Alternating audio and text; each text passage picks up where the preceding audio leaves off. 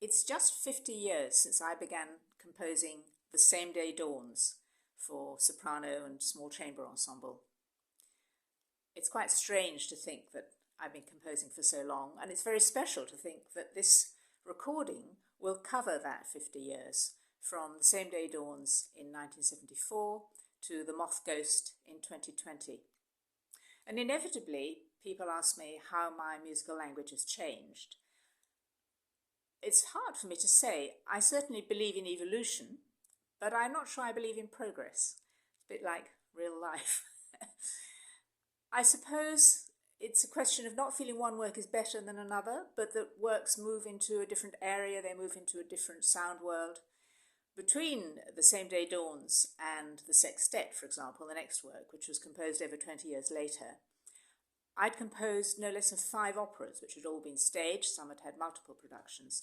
So inevitably, there was a huge range of musical experience for me in between those 2 works, and I think that's very audible as one hears both the sextet and probably the piano trio too.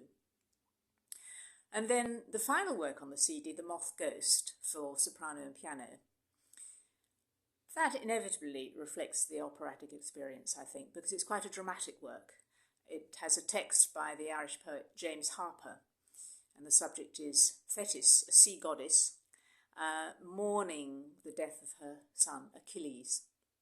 And it relates to a major work I wrote for soprano and orchestra, The Crimson Bird, to John Fuller's poem Siege, which looks at conflict and whether people describe the young men who take part as heroes or as terrorists.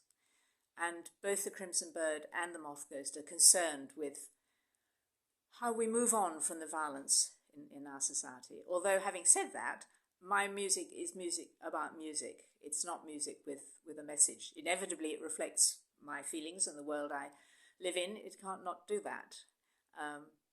But I don't think music carries a message other than its own self.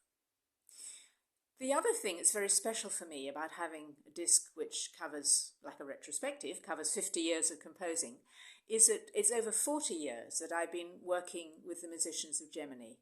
And that's very special for a composer, having that kind of relationship with players, where you know each other very well, they know my music very well. It's a real blessing to be in that position. So I feel very fortunate.